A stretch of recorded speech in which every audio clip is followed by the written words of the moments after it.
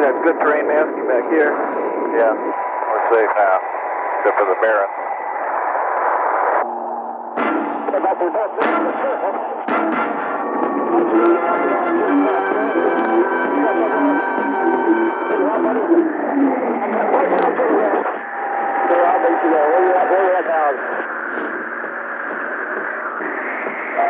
Everybody's coming back in from the north, approaching north of now for about an hour and a half.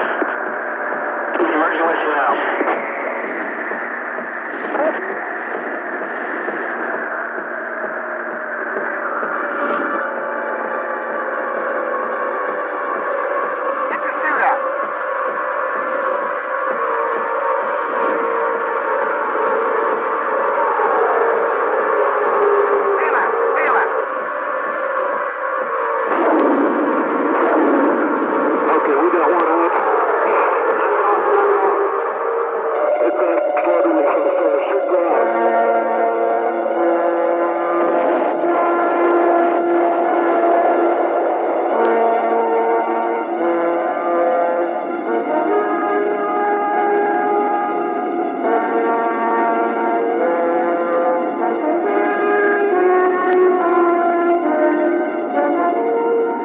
These crew members did get out. This could have been the last few seconds in the lives of an F-4 crew. Moments before they were faced with the most critical decision, when to eject from their out-of-control aircraft. A delay in making this decision, for whatever reason, may well have cost them the opportunity to make a successful escape and added 2 more statistics to the ever-growing number of Air Force aircraft fatalities. Fatalities that shouldn't, but continue to happen. Since the first aircraft ejection in August 1949, there have been 4,600 air crewmen who have punched out. Of these, if we concentrate on the ejection survival rate for the last 5 years, we see a less optimistic picture. Here, the survival rate average drops to 75%. Accident analysis reveals that the majority of these fatalities were not due to mechanical problems, failure of the egress system, or improper parachute landing technique. Rather, they were the direct result of delayed ejection. The Air Force Inspection and Safety Center is well aware of this problem. During the past several years, we at the Air Force Inspection and Safety Center have noted a gradual but steady increase in our ejection fatalities. This has been in spite of the fact that we're making constant improvements to our systems. Single motion initiation, rocket catapults, automatic opening lap belts, ballistic powered inertia reels, seat man separators, seat stabilization devices, force deployed parachutes, and automatically deployed survival kits are just some of the improvements which were designed to facilitate crew members' escape. Some of our newer aircraft, such as the A-10, the F-15, and the F-16, are equipped with the new ACES 2 ejection seats that even surpass our other highly refined escape systems.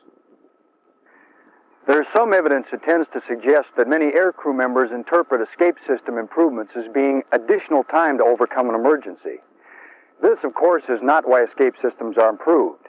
They are improved to give crew members a better chance to escape. Yet, in spite of the many safety improvements, escape technology is still having a hard time keeping pace with the demands placed upon it by improved aircraft performance, more complex missions, and more low-level flying now required in the current training environment. There must be time for the ejection sequence to fully operate prior to ground impact. Therefore, delaying the decision to leave the out-of-control aircraft is and has been the single most critical factor in determining the success or failure of in-flight escape. This is borne out by the high fatality rate in escape attempts outside the performance envelope of the system, at low altitudes, particularly below 500 feet. No matter how good the escape system, you've got to give it time to work. As flight surgeon at the Safety Center, I've reviewed many accident reports involving the delayed ejection, and they always illustrate at least 2 points. One, these seats require a finite amount of time to work. For example, depending upon the airspeed, the rear seat out of the F-4 requires 4 or 5 seconds from initiation to full parachute and the front seat takes a second longer. And second, these systems were not designed to overcome the horrendous sink rates generated by aircraft out of control, which may exceed 600 feet per second. There's a good reason for those mandatory bailout altitudes. You just don't have much time. Not long ago, an F-4 crew was defending during a similar air combat tactics engagement, and while pressing to defeat his attacker, the young pilot departed his aircraft at roughly 8,000 to 9,000 feet AGL above an overcast. Now, he had a reputation as being an aggressive, up-and-coming good stick, and he tried hard to salvage his mistake, but apparently he got a secondary stall to avoid going in the overcast, and in they went. While passing through the overcast, perhaps they became disoriented. We'll never know for sure. But one thing for certain is that both he and his Wizzo lost awareness for how fast that aircraft was really coming down. We have indications that that aircraft dropped the 8,000 or 9,000 feet in less than 16 seconds and possibly as little as 11 seconds for an average sink rate of between 500 and 700 feet per second. When it passed through 4,000 feet AGL, still unrecovered, it was going to crash and was fuel to stay with it. But when the aircraft broke to the bottom of that 1,500-foot overcast, with them still aboard, they were both dead men. The Wizzo did initiate a dual-sequenced ejection at something around 1,000 AGL, but barely achieved man-seat separation when he hit the ground. Amazingly, though the impact broke his thigh, that's not what killed him. He burned to death in the fireball. Making the ejection decision in a wartime environment does not seem to be a problem. We know from our experience in Southeast Asia that there was little reluctance for crew members to go out of a battle-damaged aircraft. Their decisions were made quickly, almost automatically, without hesitation. As a result, there was a 95% survival rate. Yet in peacetime, the decision to eject from a disabled aircraft is not always an easy one to make. In-depth analysis of aircraft accidents reveals that a number of psychological factors may be deeply involved in the decision. One expert with insight into this very complex problem is Mr. Rudy Delgado, Egress Systems Safety Manager at the Air Force Inspection and Safety Center. These are some of the other recorded reasons for delaying the ejection decision. Besides this, we think there's other things such as stigma, ego involvement, peer pressure, and command emphasis that tend to argue against a timely escape decision. However, in my opinion, the single most important element in delayed ejection is lack of situation awareness. That is, the pilot becoming so engrossed in trying to overcome his problem that he loses awareness of the overall situation, such as altitude above the ground, the recovery envelope of the aircraft, or the safe escape envelope. This usually results in a late ejection attempt or no ejection attempt at all. Situation awareness played an important role in a number of recent successful ejections. One, over the Nevada desert in late 1980, started out as a routine F-4G training exercise. I'm Lieutenant Colonel Roger Ayers, stationed at George Air Force Base. Fly the F-4G Weasel. On the 17th of December, we were up at Tonopah Electronic Warfare Range as I completed a strike shot on one of the emitters up there. Got a blink of a master caution light. Started to climb out, and the entire caution panel had failed. As I checked the utility hydraulic pressure, it was down to 0. All other engine instruments read normally. Climbed up, leveled off about 13,000 feet and 350 knots. By this time had lost PC-1, PC-2, and utility. The aircraft started an uncommanded roll to the left. This time made a radio call that we were ejecting, and followed that by ordering the Evo to eject at that time. Watched him go through the mirror, and as soon as he cleared the aircraft, about 45 degrees of bank, I initiated ejection. Took until we were approximately about 130 degrees of bank, maybe 40 degrees nose low by the time my ejection seat fired. While the entire process took about 45 seconds from the first blink of a master caution light to ejection, the decision to eject probably was made back in pilot training. The aircraft was uncontrollable. I had no flight controls and no hope for recovery of the aircraft.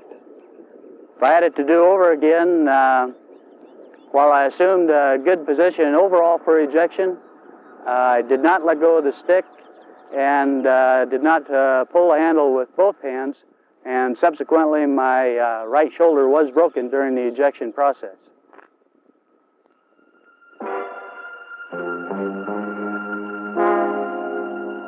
While a T-38 flight crew was practicing landing procedures at a Midwestern base, the pilot and her instructor experienced a right engine failure. I'm Lieutenant Julie Fee. As a student pilot, I was recently involved in an emergency in a T-38 aircraft at my home base. We came back from a routine sortie to do a heavyweight no-flap touch and go, and as we were climbing out, we got a fire in the right engine. We shut the engine down, but the fire burned through the control cables that led to the stabulator, and we had no pitch control. About that time, my instructor said it was time to get out of the aircraft. I said, okay, looked down and pulled my hand grips up and waited to hear him go behind me. Heard the boom, I squeezed my triggers, and that was the end of it. It was not nearly as scary as I'd always thought it would be. I'd been really bad in aerospace physiology training. I just hated parachute landing falls, and I was terrified of ever having to eject. I thought I'd never have to do it. But when it came time to do it, my instructor pulled me through. If I'd been solo, I think I would have thought about it a lot longer. But my instructor was so calm about it that it didn't leave me any second thoughts. I just squeezed the triggers and went. And it didn't hurt. Everything worked just like it was supposed to. I know if I was ever in a situation like that again, I wouldn't hesitate for a second to pull the triggers because it works like it's supposed to and it doesn't hurt. Over the California desert, an A-10 was test firing ammunition with a new flash suppressant. Lieutenant Colonel Rusty Gideon was piloting the aircraft and can relate what happened. About 3 years ago, I was involved in a flight test mission out of Edwards Air Force Base in an A-10, during which some problems developed which caused me to have to bail out. The problem was a double-engine compressor stall, which led to a double-engine overtemperature, and then I shut both engines down, attempted to cool them down so that I could then restart them. However, ran out of altitude before having completed that full sequence, so I had to bail out. I've always thought that it's sometimes difficult, sometimes easy to make an ejection decision. The easy ones are when your wing gets shot off, or your engine blows up, or your flight controls lock up. That's pretty self-evident that it's time to leave the aircraft. There's other times when the pilot hopes he can salvage the situation, or he hopes things are going to get a little bit better. But by waiting that extra moment, it's certainly possible that you're going to put yourself out of the ejection envelope. In my case, there was some question in my mind as I descended through what appeared to me to be 2,000 feet, because I had actually seen one of the engines light off and begin its start cycle. However, I've never regretted the decision to bail out when I did, because I'm still not sure that it would have lit off and that it would have provided the amount of thrust I would have needed to recover the airplane. As far as the ride in the parachute, it was a little bit violent at first. It takes about 2 seconds from the time you pull the handle until you're in the chute. Then it was very quiet, and once my senses caught up with what was happening to me, it felt very comfortable. I'd been there before numerous times during the training, and the rest of the ride down was very comfortable. While conducting high angle of attack tests on an F-111, another pilot was faced with an ejection decision. I'm Colonel Pete Winters. We were conducting high angle of attack testing on the F-111. On this particular day, we were conducting accelerated stalls at 35,000 feet to check the departure characteristics of the airplane. We'd already conducted one test in which the airplane did depart as predicted in a rolling departure and then recovered rather rapidly. We decided to go to our second point. The second point was an accelerated stall, 2Gs.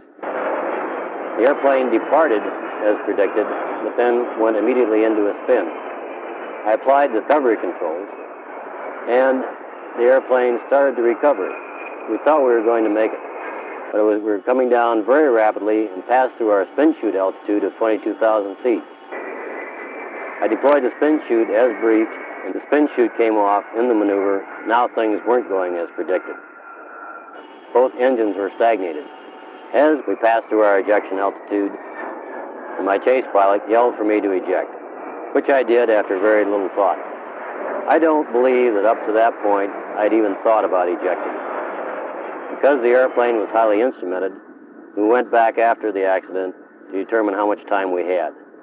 We calculated 3 seconds. If we'd waited another 3 seconds, the chute would not have opened prior to hitting the ground.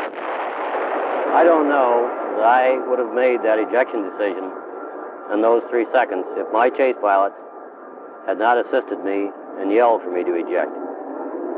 I was highly trained and prepared for my mission. I was prepared for the departure. I was not prepared for the violent recovery maneuver and the spin chute coming off. I don't know that if I departed in the operational world, if I could have made that decision to eject.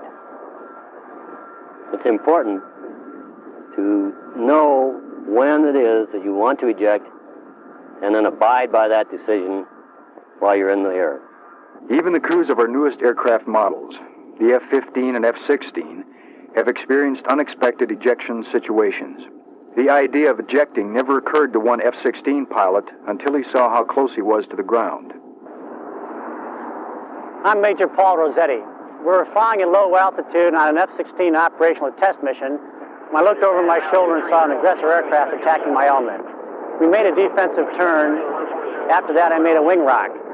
Shortly following the wing rock, my airplane pitched up violently and went into a falling leaf maneuver. I was surprised. I immediately focused all my attention on trying to fly the airplane back under control. After 3 or 4 oscillations, the nose pitched down, then it pitched back up again. At that point, I checked my altimeter and was reading close to target elevation. I then looked out the window, got a close-up on a cactus, and decided it was time to eject. The ejection occurred about 700 feet AGL, about 5 seconds after going out of control. The aircraft was in a very high sink rate at that time. It impacted the ground about 4 seconds after I ejected, and the 4,500 pounds of fuel on board made a fairly sizable fireball. I was forced to make a 4-line jettison and steer my chute to miss the fireball. If I had waited another 2 or 3 seconds, if I had not had any prior parachute knowledge, or if I had a less capable seat, I would not have cleared the fireball. 4 thoughts on my ejection. Firstly, when the aircraft pitched out of control, I did not even consider the option of ejecting, even though I knew I was at very low altitude. Secondly, I did not realize that the aircraft was not going to make it until the nose pitched down, back up again, and I looked out at the ground. Once I had made up my mind the aircraft was not going to make it and I had written off the aircraft, only then did I turn to the question of survival. And finally, things happen a lot quicker than you think you're going to. You don't have as much time as you think. During a strike exercise involving multiple aircraft, an F-15A was involved in a mid-air collision. I'm Captain Bob Devos. I'm an F-15 pilot stationed at Holloman Air Force Base in New Mexico. On October the 3rd, 1979, I was commander of a composite force training mission tasked to close escort F-4 fighter bombers into and out of the Fallon Naval Air Station Range complex in Nevada. As I unloaded and rolled away from my last kill, I instinctively rolled to my right, and what I saw ruined my whole day. Another F-15 on an imminent collision course. The mid-air collision severed the nose of my F-15, disintegrated the canopy and windscreen, and instantly blinded me. I immediately reached for the ejection handles and ejected myself in the Aegis 2C at approximately 350 knots indicated airspeed and 20,000 feet MSL. The ejection sequence was both violent and instantaneous, very comparable to being fired out of the end of a shotgun. The most important thing about the ejection sequence was that I was alive. And the reason that I was alive was because I made the decision to eject, and then I executed that decision without any hesitation. I might add that I did not make the decision to eject on October the 3rd, 1979. This was a well-thought-out process over many years of flying. That is, my philosophy had always been, if I got myself into a situation where I could not determine the attitude or the capability of my aircraft, then I would eject, regardless of who was to blame. My message is simple and straightforward. If there is any doubt about the status of your aircraft, leave it. We can always rebuild the aircraft, but we cannot rebuild the pilots. There you have several ejection experiences from fellow crew members who, like you, fly some of the present Air Force inventory. Speed in today's aircraft has doubled and quadrupled from that possible in older models only a few years ago. These higher speeds mean a reduction in the time a pilot has to perceive, to interpret, and to appropriately react. We no longer have the luxury of time to deliberate for a decision. You, today's aircrews, must be able to meet the challenges presented by the aircraft that you fly. The time to think about what you will do if an out-of-control situation occurs is on the ground. Up there, the solution must be automatic. If ejection is warranted, then it too must be without hesitation. We all knew guys who didn't. All too often the accident report reads, pilots selected the wrong course of action by attempting to recover the aircraft from an out-of-control situation, one that was impossible to recover. Wasting those few precious seconds can not only be critical, in the ejection world, it can be fatal. Don't let it be said that you ejected a second too late.